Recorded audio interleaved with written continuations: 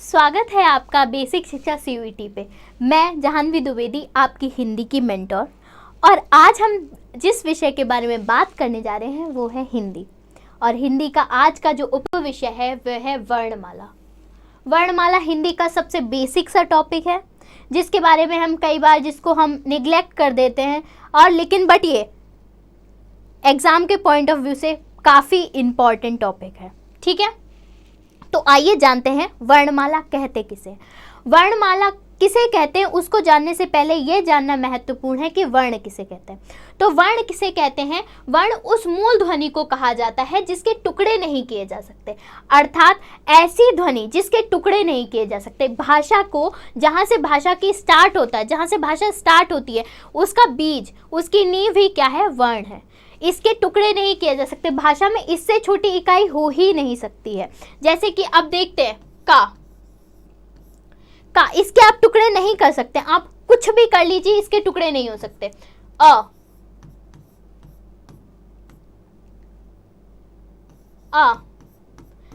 इनके टुकड़े नहीं किए जा सकते, तो ये वर्ण कहलाते हैं। ठीक है, समझ में आया? वर्ण भाषा की सबसे छोटी व अखंडनीय इकाई होती है। ठीक है, अब वर्ण को हम और किन किन नामों से जानते हैं? वर्ण को हम अक्षर भी कहते हैं, वर्ण को वर्ण तो कहते ही हैं, और ध्वनि भी कहते हैं।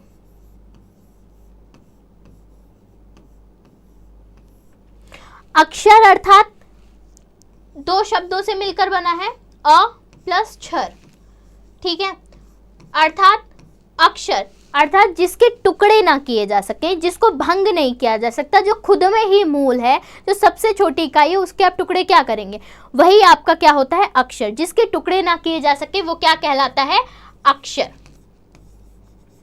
ठीक है, और वर्ण तो अभी हम लोगों ने पढ़ा किसे बोलते हैं। और ध्वनि जब हमारे पूर्वजों ने हमारी भाषा को बनाया होगा, हिंदी भाषा का निर्माण किया होगा, तो ऐसे तो नहीं है कि पहले ऐसे लिख दिया होगा जाके कि हाँ इसको आ बोलना है। पहले किसी ध्वनि का निर्माण हुआ होगा, किसी आवाज का निर्माण हुआ होगा कि आ को ऐसे ही बोला जाएगा, ये का को ऐसे ही बोला जाएगा। तो ये सब ध्वनियों का निर्माण हुआ होगा ना, उसके बाद उनको लिखित रूप दिया गया होगा। और जब इसको लिखित रूप दिया गया तो ये वर्ण कहलाए, और उससे पहले ये ध्वनियाँ थी।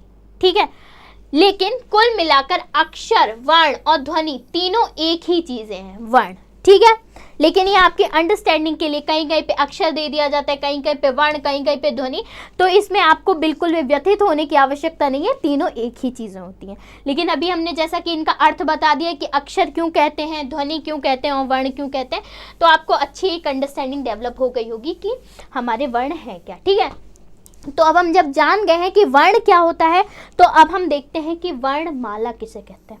बहुत सिंपल सी बात है, वर्ण मतलब वर्ण और माला मतलब समूह, अर्थात वर्णों के समूह को हम क्या बोलते हैं? वर्णमाला बोलते हैं। माला मतलब समूह। जब हम बहुत सारी मालाओं को, जब हम किसी माला को बनाते तो बहुत सारे फूल लगाते, तभी तो वो उस माला का निर्माण होता है। अर्थात बहुत सारी चीज़ों को, बहुत सारे वर्णों को हम जब मिलाते हैं तो वो हमारी वर्णमाला बनती है। लेकिन वर्णमाला को मिलाने पर एक चीज को बहुत आवश्यकता है जिस पर ध्यान देने की, वो ये है कि वर्णों का व्यवस्थित समूह वर्णमाला होती है। अर्थात कि आ के बाद आ ही आएगा, ये हुआ हमारी वर्णमाला का व्यवस्थित क्रम। या आ के बाद ई आएगा और ई के बाद ई आएगा, तो ये हमारी वर्णमाला का व्यवस्थित क्रम है और सार्वभौमिक है। हर कोई, चाहे कोई भी हो, जो हिंदी भाषा को सीख रहा है या सीखना चाहता है या सीखेगा या जिसको आती है, उसने सबने यही सीखा होगा, आ ई ऐसे ही सीखा होगा। किसी ने ये नहीं सीख लिया होगा कि आ ई री। ये व्यवस्थित क्रम नहीं है, व्यवस्थित क्रम यही है। ठीक है, तो जब व्यवस्थित होने की स्थिति में ही ये वर्णमाला कहलाएगी, अन्यथा ये वर्णमाला नहीं होगी। समझ में आ गई बात? तो किसी भी भाषा में वर्णों के व्यवस्थित समूह को वर्णमाला कहते हैं। हिंदी भाषा की जो लिपि है वो कौन सी है? देवनागरी लिपि। ठीक है, अभी लिपि कौन सी वाला है?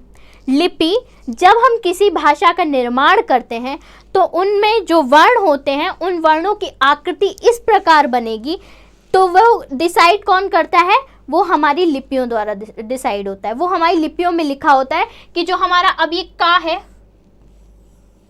वो इस प्रकार लिखा जाएगा।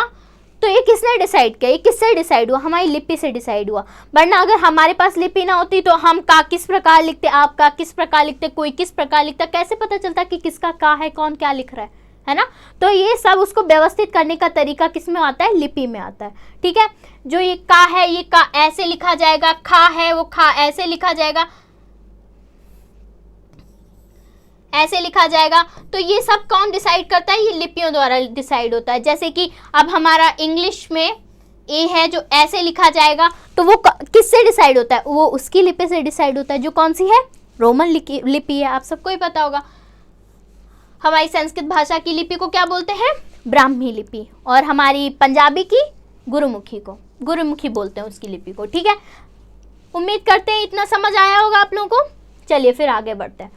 तो फिर अब वर्णमाला के उदाहरण देखते हैं। वर्णमाला में कौन कौन से वर्ण आते हैं, अ, आ, ई, उ, ऋ, ए, ओ, अंग, अह, क, ख, ग, घ, अंग, च, छ, ज, झ, ञ, ट, ठ, ड, ढ, ण, त, थ, द, ध, न, प, फ, ब, भ, म, या, रा, ल, व, स, श, स, ह, छ, त्र, ज्ञ।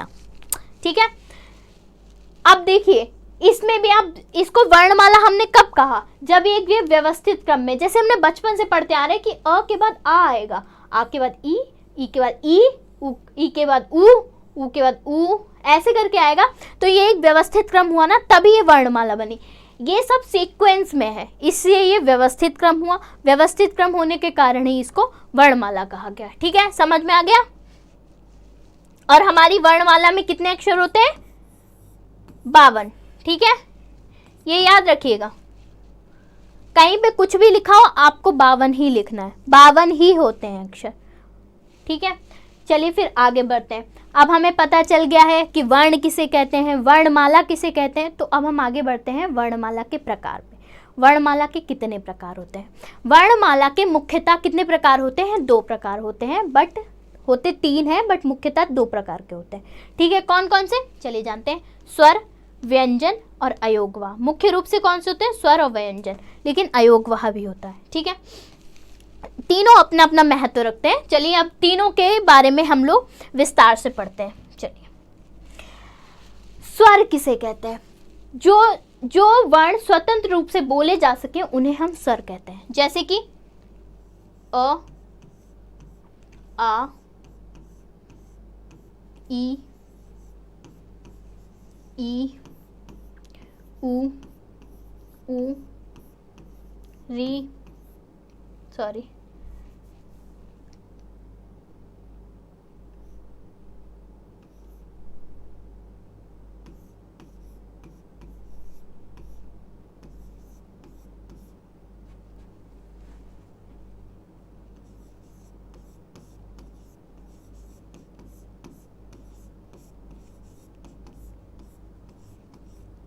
ये हमारे सारे क्या हैं, स्वर हैं। ठीक है, अब इनको हम स्वतंत्र रूप से, जो वर्ण स्वतंत्र रूप से बोले जा सके, अर्थात जिनको हम बोल रहे हैं और हमें इनमें कोई भी फिल्टर लगाने की आवश्यकता नहीं हो रही, इनमें किसी भी प्रकार की कोई मिलावट नहीं है, ये अपने शुद्ध रूप में है, जिनको हम आसानी से बोल सकते हैं, स्वतंत्र रूप से बोले जा सकते हैं, इनमें कोई भी रुकावट नहीं उत्पन्न होगी आप बोलेंगे तब। तो ये कैसे है, जैसे बोल के देखिए, आ, ई, उ, ऋ, ए, ओ, इनको बोलने में आपको कोई भी असुविधा नहीं महसूस हो रही होगी। तो ये स्वतंत्र रूप से बोले जाते हैं। ठीक है, तो और एक खास बात, इनमें क्या होते हैं, सिर्फ वर्णमाला, हिंदी वर्णमाला में जो मात्राएं होती हैं वो सिर्फ किस में होती हैं, स्वरों की मात्राएं होती हैं, व्यंजनों की कोई मात्रा नहीं होती है। आपने हमेशा देखा होगा कि हमेशा आ की मात्रा होती है, ऊ की मात्रा होती है, ए की मात्रा होती है, लेकिन कभी आपने देखा है कि का की मात्रा होती है, नहीं होती ना। का पर मात्रा हो सकती है लेकिन का की मात्रा नहीं होती है। ठीक है, समझ आई बात। और इनकी संख्या 11 होती है, इनकी संख्या 11 होती है। चलिए देख लेते हैं 11 होती है कि नहीं होती है। 1, 2, 3, 4, 5, 6, 7, 8, 9, 10 और 11। पता चल गया कौन कौन से 11 स्वर होते हैं। ठीक है, यही हमारे 11 स्वर होते हैं हिंदी वर्णमाला के।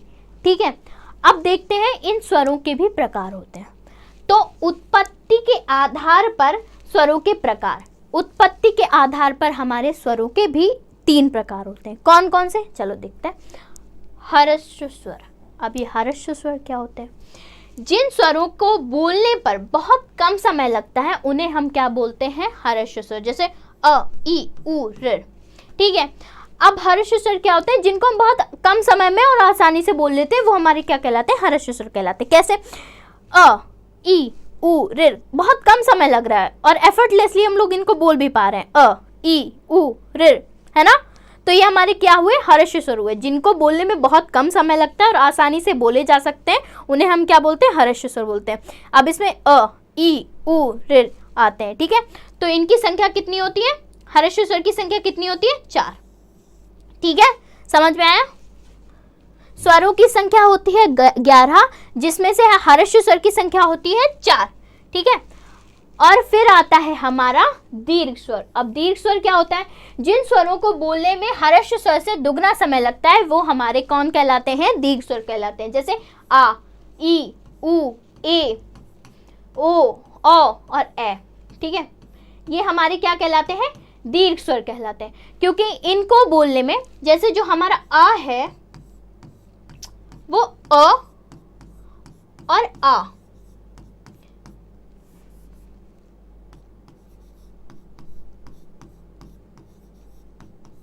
आ, और आ के मेल से बना है। अब जबकि हमारा अ जो है वो हर्ष स्वर में आता है, उसको बोलने में कम समय लगता है। लेकिन जब हम एक अ को बोलने में कम समय ले रहे हैं, लेकिन जब हम 2 अ को बोलेंगे तो हमें अधिक समय लगेगा ना।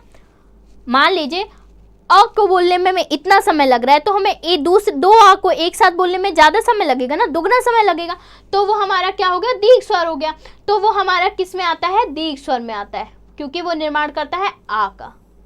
जब हम 2 आ को मिलाते हैं तब बड़े आ का निर्माण होता है, मतलब आ का निर्माण होता है। ठीक है, समझ में आ गया? इस तरह से, इसी तरह से इन सब में भी इन सबको भी छोटे छोटे, मतलब ई में जो है ई को मिलाते हैं प्लस ई को मिलाते हैं तब ये बड़ी ई बनती है। तो इसमें भी दुगना समय लगेगा। जब हम 2 ई को एक साथ बोलेंगे तो दुगना समय लगेगा ना, तो दीर्घ में आ जाता है।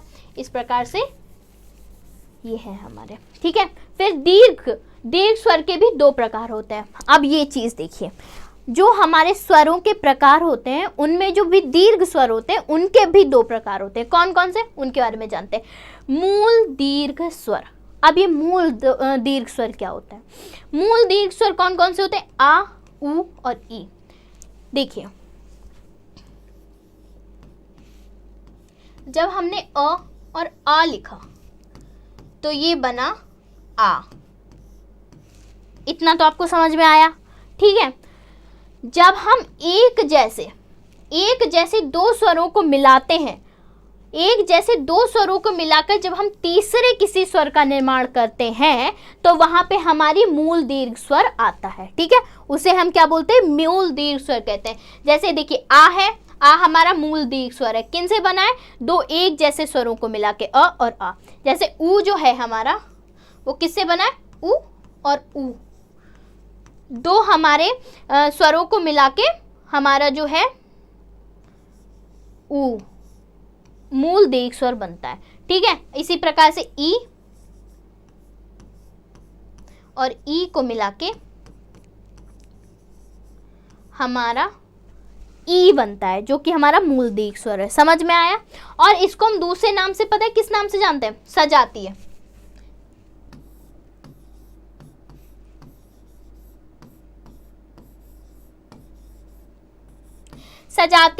सजातीय दीर्घ स्वर इसे क्यों कहते हैं?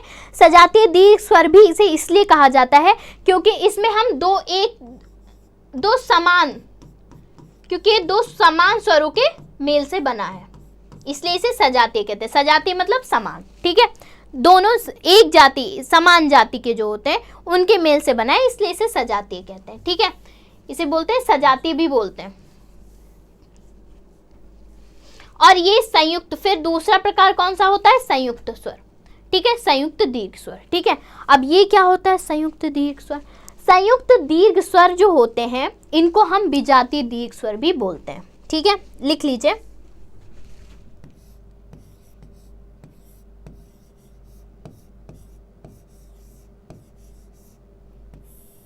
विजातीय दीर्घ स्वर, ठीक है, इसको सजातीय बोलते हैं। यहां लिख देते हैं।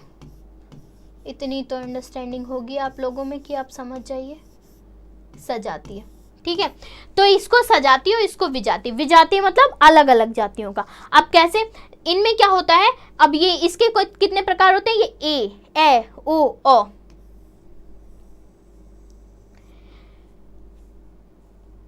इनको विजातीय संयुक्त स्वर क्यों कहते हैं, क्योंकि ये दो अलग अलग प्रकार के स्वरों के मेल से बने होते हैं। देखिए, जब यहाँ पे अ, ये एक अलग स्वर है, ई एक अलग स्वर है, दो अलग अलग प्रकार के स्वर हैं, इन दोनों के मेल से एक ए का निर्माण होता है। ठीक है, तो ये क्या हो गए, दो अलग अलग स्वरों के मेल से बने हैं, इसलिए इनको विजातीय संयुक्त स्वर कहते हैं। ठीक है, इसी प्रकार से जो हमारा ए है वो अ और ए के उससे मेल से बना है, जो कि दोनों अलग अलग स्वर हैं। ठीक है, और ऐसे ओ जो है हमारा आ और ऊ से मिलके बना है, और अ है जो हमारा वो आ और ऊ से मिलके बना है, अलग अलग उससे। तो आपको समझ में आ गया होगा कि मूल स्वर या सजातीय स्वर किसे कहते हैं, संयुक्त स्वर या विजातीय स्वर किसे कहते हैं। ठीक है, आगे बढ़ते हैं। प्लुत स्वर किसे कहते हैं। अब ये चीज यहाँ पर आती है कि चलिए, हमें बताया गया है कि 4 जो है वो हमारे हर्ष स्वर हैं, 7 हैं वो हमारे दीर्घ स्वर हैं, तो 11 तो यहीं पे हो जा रहे हैं। तो प्लुत स्वर के लिए क्या बचा, सही बात है, प्लुत स्वर के लिए क्या बचा, तो प्लुत स्वर में कोई भी स्वर नहीं आता है, लेकिन ये स्वर के स्थिति में रखे जाते हैं। ठीक है, कैसे, जैसे जिन स्वरों के उच्चारण में दीर्घ स्वर से भी अधिक समय लगता है, मतलब कि जिनमें दीर्घ से भी अधिक समय लगता है, वो हमारे कौन से स्वर कहलाते हैं, प्लुत स्वर कहलाते हैं। ये कोई स्वर नहीं होते, इनमें कोई स्वर नहीं आता। 11 स्वर हर्ष और दीर्घ में ही पूरे हो जाते हैं। प्लुत स्वर में सिर्फ वो आते हैं जब हम किसी शब्द को बढ़ाकर बोल देते हैं। जैसे अगर हमने बोला राम, राम, जब हमने इसको बढ़ाया ना, तो इसमें जब ये जो बीच में आ अवग्रह आ रहे हैं ना, ये सारे क्या है, हमारे प्लुत स्वर में आते हैं। ये इसका निशान होता है अवग्रह। जैसे ये देखिए, आप यहाँ पे एक अवग्रह लगे, एक यहाँ पे अवग्रह लगे, एक यहाँ पे अवग्रह लगे, ये अवग्रह के निशान ही हमारे प्लुत स्वर के सिंबल्स होते हैं। ठीक है, तो देखिए ओम, ये हमारा प्लुत स्वर का उदाहरण है। ठीक है, और हमारा राम, कुछ भी लिख सकते हैं आप, राधा।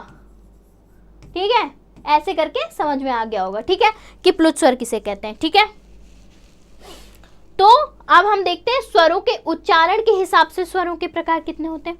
उच्चारण की दृष्टि से भी स्वरों के कितने प्रकार होते हैं, 3 प्रकार होते हैं। देखते हैं कौन कौन से 3 प्रकार होते हैं। अग्रस्वर।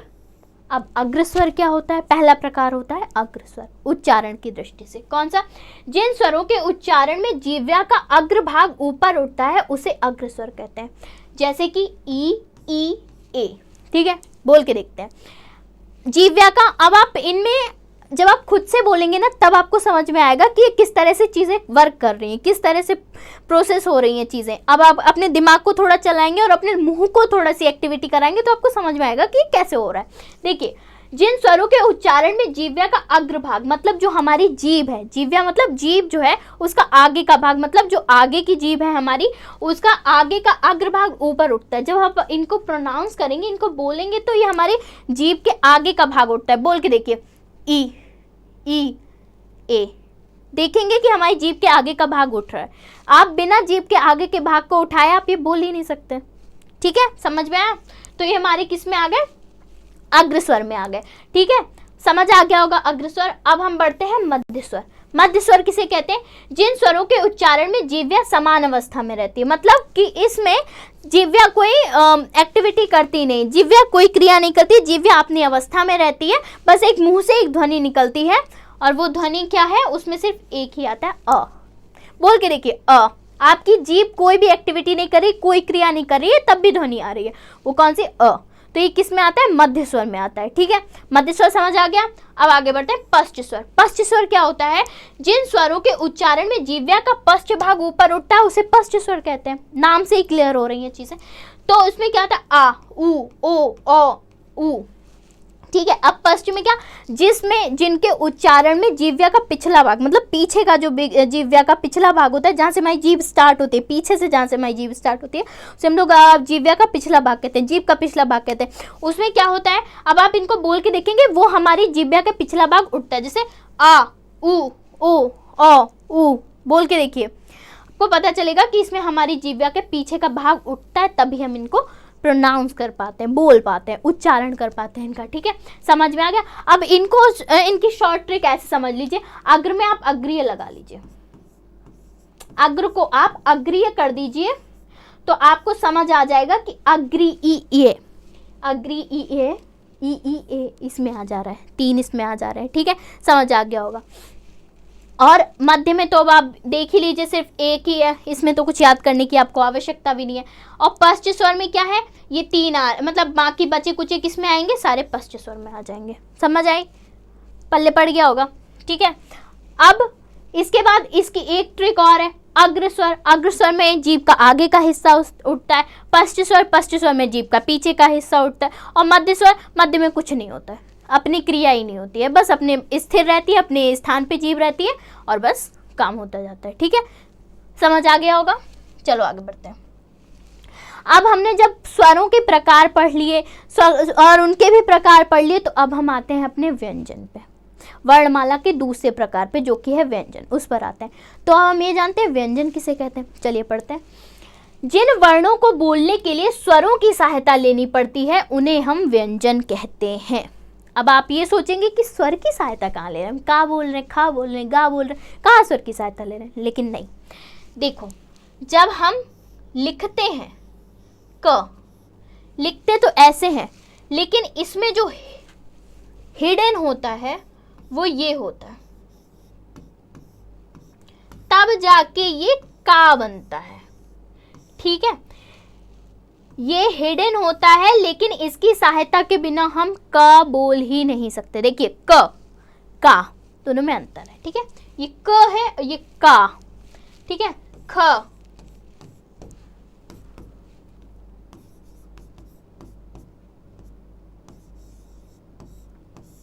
ठीक है, हम सब में, मतलब जितने भी व्यंजन होते हैं सब में स्वर छुपा ही होता है। ठीक है, यही इसका वास्तविक रूप होता है। समझ में आया। अब हम देखते हैं कि व्यंजन के प्रकार कितने होते हैं। व्यंजन के प्रकार होते हैं 6। ठीक है, कौन कौन से, चलो पहला पढ़ते हैं, स्पर्श व्यंजन। अब स्पर्श व्यंजन को स्पर्श व्यंजन क्यों कहते हैं, ऐसा क्या है?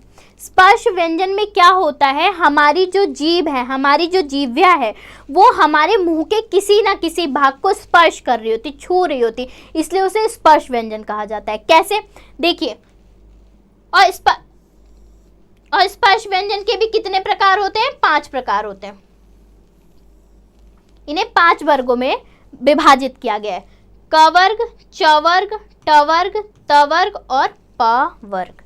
अब इनमें, इन सब 5 वर्गों में भी 5-5 हमारे व्यंजन होते हैं। क ख, जैसे क वर्ग में क ख ग घ अंगा, चा में च छ ज झ ञ, टा में ट ठ ड ढ ण, ता में त थ द ध न, पा में प फ ब भ म। ठीक है, इनको याद करने की इजी ट्रिक ये है, आप इसको ऐसे कर लीजिए, कचट तब, आपको आसानी से याद रहेगा, सीक्वेंस में रहेगा। तो ज़्यादातर गलती यही होती है ना कि हम कहीं पे कुछ लिख देते हैं, कहीं पे कुछ लिख देते हैं। अगर आप ये याद रखेंगे कचट तब, तो आपको आसानी से याद हो जाएगी। अब जब ये 5 वर्ग हैं, 5 में 5-5 में डिवाइड किए गए हैं, 5 में 5-5 में डिवाइड किए गए हैं, तो ये टोटल कितने हो गए, इनकी टोटल संख्या होती है 25। कितनी होती है, 25। स्पर्श व्यंजन कितने होते हैं, 25। स्पर्श व्यंजन को स्पर्श व्यंजन क्यों कहते हैं, क्लियर हो गया। स्पर्श व्यंजन की संख्या कितनी होती है, क्लियर हो गया। तो चलो आगे बढ़ते हैं।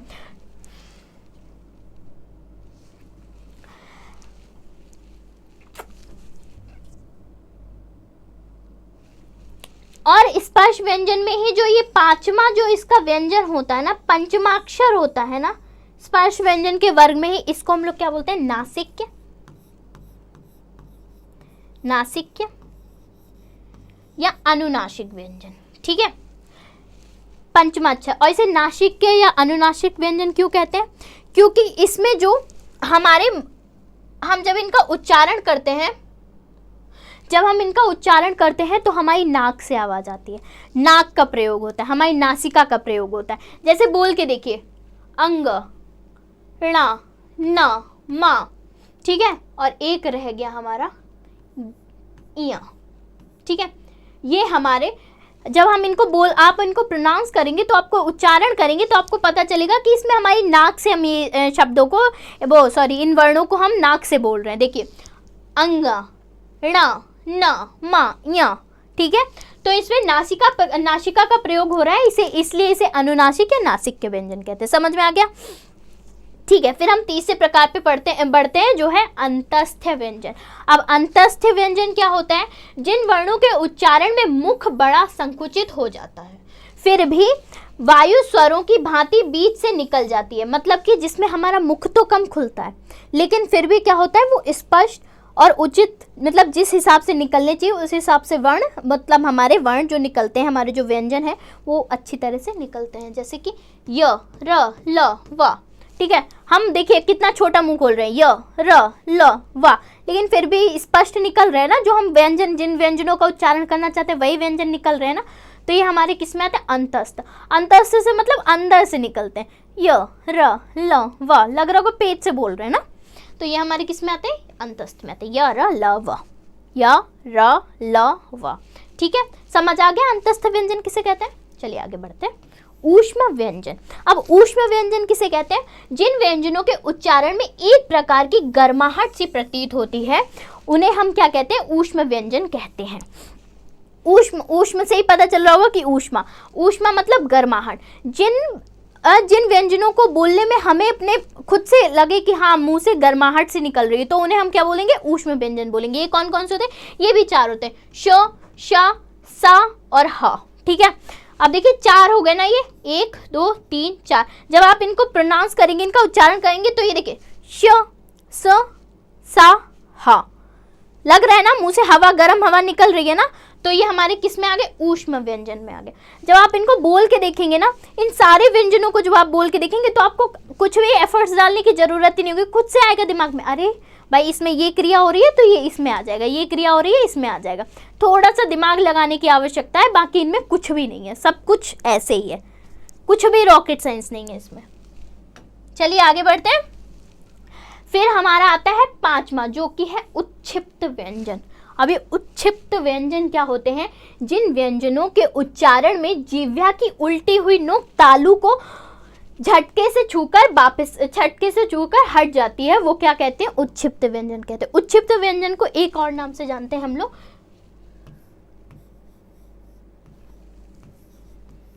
द्विगुण व्यंजन के नाम से भी जानते हैं, ठीक है। द्विगुण व्यंजन। अब इसे द्विगुण व्यंजन क्यों कहते हैं? क्योंकि इसमें द्विगुण मतलब 2 गुण विद्यमान होते हैं, मतलब इनको हम 2 प्रकार से लिख सकते हैं। और ये प्रकार कौन से होते हैं? लड़का वाला ड़ा, और ये कढ़ाई पढ़ाई वाला ढ़ा, ठीक है। ये दोनों किस में आते हैं? उत्क्षिप्त व्यंजन में आते हैं। और ये द्विगुण किस लिए होते हैं? अगर इनमें से बिंदी हटा दें, णा बन जाएगा, और उसमें से बिंदी हटा दें ढा बन जाएगा, ठीक है। तो इसलिए इसमें ये 2 गुण प्रदर्शित करता है, इसलिए ये द्विगुण इसको कहा जाता है, द्विगुण व्यंजन भी कहा जाता है। चलिए फिर छठे पे पहुंचते हैं, समझ में आ गया होगा द्विगुण, ठीक है। फिर हम लोग पहुंचते हैं संयुक्त व्यंजन पे। इसे संयुक्त व्यंजन क्यों कहा जाता है? जिन व्यंजनों के उच्चारण में अन्य व्यंजनों की सहायता लेनी पड़े उन्हें हम संयुक्त व्यंजन कहते हैं। संयुक्त से मतलब समझ आ रहा होगा, संयुक्त मतलब मिला हुआ, जुड़ा हुआ, है ना। अब जब इसमें 2 चीजें मिली हुई हैं तभी वो क्या बनता है? संयुक्त बना है।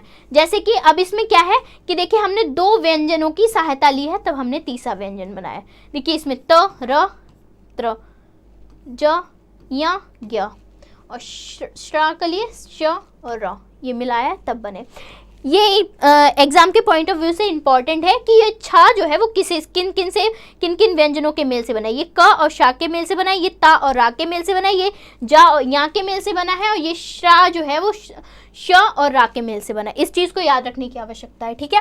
ये एग्जाम के कभी एग्जाम में पूछ लेता है, कभी नहीं, मोस्ट ऑफ द टाइम पूछ ही लिया जाता है, ठीक है।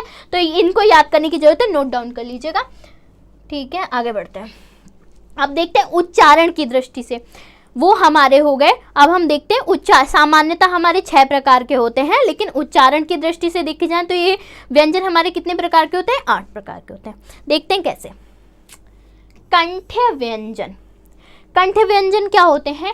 जिन व्यंजन ध्वनियों के उच्चारण में जीह्वा के पिछले भाग से कोमल तालु का स्पर्श होता है। मतलब कि इनको आप बोल के देखोगे ना तो आपको आसानी से समझ में आ जाएगा, और कुछ भी ऐसे आपको कुछ भी रटने की आवश्यकता नहीं पड़ेगी, आपको आसानी से सब कुछ समझ आएगा। देखिए, बोल के देखिए। जिन व्यंजन ध्वनियों के उच्चारण में जीह्वा मतलब जीभ के पिछले भाग से कोमल तालु का स्पर्श होता है। कोमल तालु मतलब जहाँ से हमारा पीछे से तालु स्टार्ट होता है ना, वहाँ पे एक देखना आप कोमल कोमल सी जगह होती है, मतलब सॉफ्ट सॉफ्ट सी जगह होती है, उसको हम लोग क्या बोलते हैं? कोमल तालु बोलते हैं। वो उस कोमल तालु से हमारी जीभ जब मतलब जब हम उन बोलेंगे ना तो हमें उसको स्पर्श होगा। उसके उदाहरण पहले लिख देते हैं। इसमें पूरा जो का वर्ग है, पूरा का वर्ग इसमें आता है। जैसे देखिए, क, ख, ग, घ, अंग।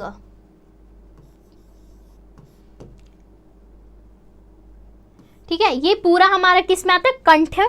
कंठ्य व्यंजन में आता है। जैसे इसमें क्या हो रहा है? हमारा जो कोमल तालु है वो हमारी जीह्वा को छू रहा है। बोल के देखिए, क, ख, ग, घ, अंगा। बिना कोमल तालु से अपनी जीभ को छुवाए बिना आप ये बोल ही नहीं सकते।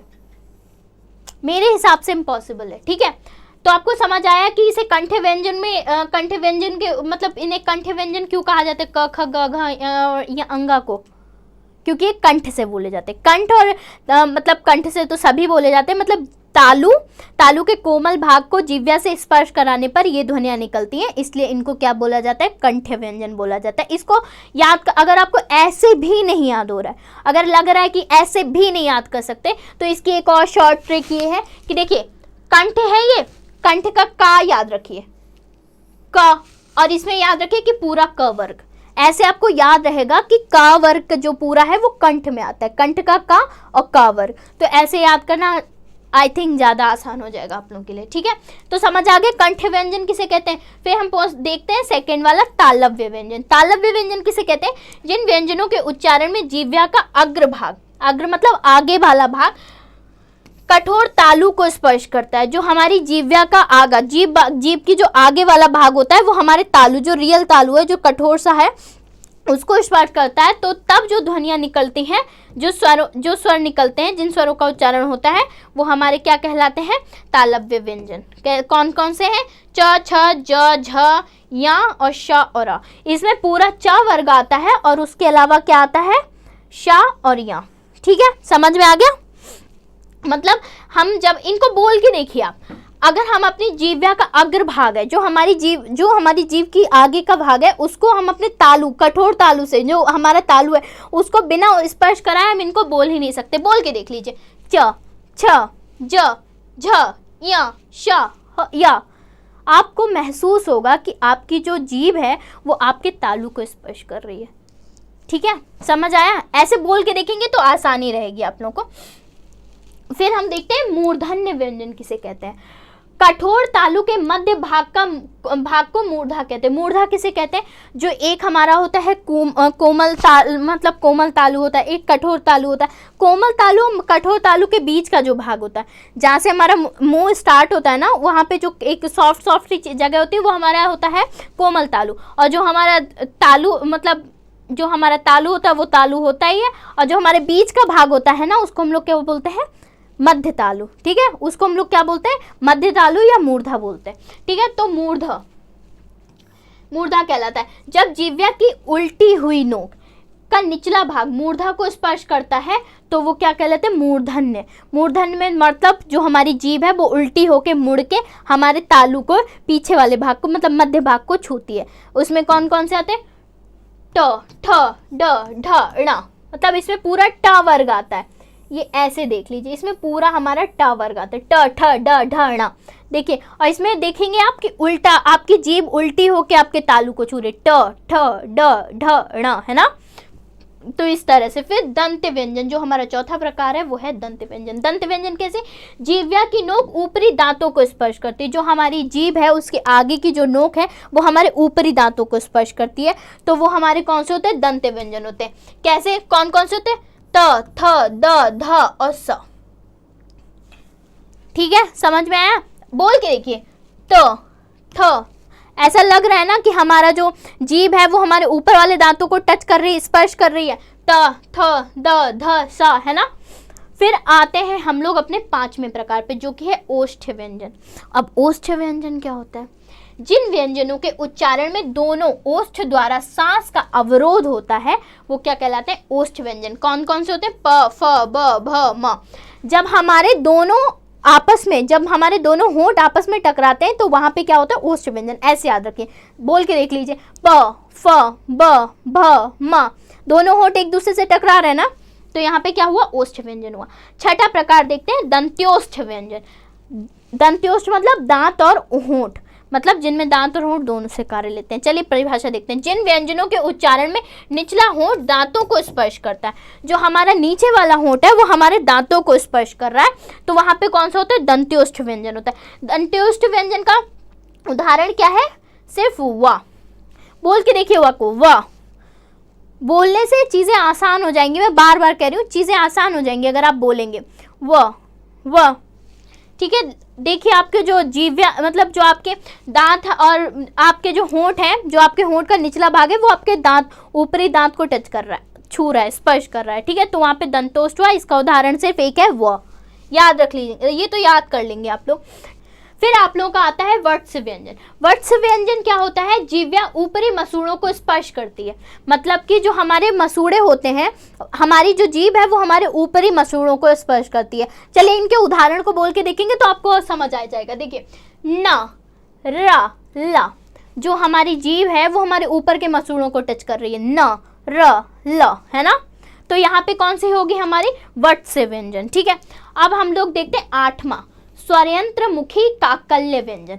ये क्या है? काफी कठिन नाम है, मतलब काफी कठिन।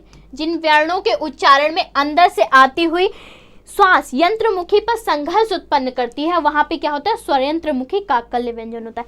मतलब कि हमें पूरी हमारे पेट से सांस आती है और वो हमारे एक संघर्ष उत्पन्न करती है। ऐसा लगता है हम बहुत दम लगा के बोल रहे हैं उसको, जैसे ह। तो ये यहाँ पे क्या होगा? स्वरयंत्रमुखी होगा। इसको मैं काफी दम लगा के बोलना पड़ रहा है, अंदर से आवाज आ रही है ह, है ना। सांस बाहर के लिए आ रही है, अंदर से आवाज आ रही है ह, पेट से बोल रहे हैं हम इसको, तो यहाँ पे क्या होगा? स्वरयंत्रमुखी होगा ह। ठीक है, ये हमारे हो गए सारे व्यंजन के प्रकार। ठीक है, सामान्यता भी और हमारे उच्चारण के हिसाब से भी। और ये उच्चारण के हिसाब से ये परीक्षा में अक्सर पूछ ले जाते हैं, ये इंपॉर्टेंट है। अगर आप इनको बोल कर देखेंगे तो आपके लिए आसानी होगी। मैं बार बार यही बात बता रही हूँ क्योंकि सच में उससे आसानी होती है और आपको अच्छे से समझ में आ जाएगा। आपको याद रखने की, रटने की जरूरत नहीं पड़ेगी। आप वहां पे करके देखेंगे, आपको समझ आ जाएगा कि अच्छा ये इसका है, अच्छा ये इसका है ना। फिर चलिए तीसरे पे बढ़ते हैं, वर्णमाला के तीसरे प्रकार पे, जो है अयोगवाह। अयोगवाह में कौन से आते हैं? अंग और आह। अंग वाले को क्या बोलते हैं? अनुस्वार बोलते हैं। आह को क्या बोलते हैं? विसर्ग बोलते हैं। अब इनका उपयोग कहाँ पे होता है? जो हमारा, आपने देखा होगा जब आप लोग लिखते हैं अंगूर, ठीक है, अंगूर में देखिए हमारा अनुस्वार का प्रयोग हुआ है। ठीक है, अब जैसे अब आपने ये विसर्ग वाला जो प्रयोग है वो देखिए, आपने कहीं कहीं पे दुख ऐसे लिखा देखा होगा, है ना। और यही शुद्ध रूप है, इसकी वर्तनी यही सही है, दुख। ठीक है, और इसका प्रयोग कम होता है, संस्कृत में विसर्गों का प्रयोग ज्यादा होता है, लेकिन कहीं कहीं पे हिंदी में भी विसर्गों का प्रयोग होता है। तो ये हमारे हो गए सारे वर्णमाला के तीनों प्रकार। ठीक है, तीनों प्रकार और उनके भी प्रकार। ठीक है, अब एक इंपॉर्टेंट चीज ये है कि जो हमारी वर्णमाला के 52 अक्षर होते हैं वो 52 अक्षर कहाँ से हैं? कभी कोई कहता है 56 हो रहे हैं, कभी हम लोग जोड़ने बैठते हैं कि चलो देखते हैं, तो वो कभी 56 हो रहे होते, कभी 41 ही हो रहे थे, कभी 52 हो रहे, कभी 51 हो रहे हैं, तो वो कहाँ से 52 होते हैं वो देखते हैं। ठीक है, 11 स्वर हो गए हमारे, 25 स्पर्श व्यंजन हो गए, अभी हम लोगों ने पढ़ा। 4 हमारे अंतस्थ व्यंजन हो गए, 4 हमारे ऊष्म व्यंजन हो गए, 4 हमारे संयुक्त व्यंजन हो गए, और 2 हमारे द्विगुण और उत्क्षिप्त एक ही बात है, और 2 हमारे अयोगवाह हो गए, अंग और आह, वो हमारे अयोगवाह हो गए। तो ये टोटल कितने होंगे? अगर आप इनको जोड़ेंगे तो इनका टोटल कितना आएगा? 52, 52 आएगा। ठीक है, तो ये इस प्रकार से 52 हमारे अक्षर, ध्वनि या वर्ण है। ठीक है। तो ये था हमारा पूरा वर्णमाला, इससे अलग आपसे कुछ भी नहीं पूछा जाएगा और यही इंपॉर्टेंट है। अगर आप इसको अच्छे से ध्यान से पढ़ लेते हैं, रटने की आवश्यकता नहीं है, अगर आप समझेंगे तब भी आपको समझ में आ जाएगा। इससे अलग आपसे कुछ भी नहीं पूछा जाएगा अगर आप इसको अच्छे से पढ़ लेते हैं। तो उम्मीद करते हैं आपको ये सेशन अच्छा लगा होगा और आपको समझ में भी आया होगा। तो मिलते हैं नेक्स्ट सेशन में। Thank you.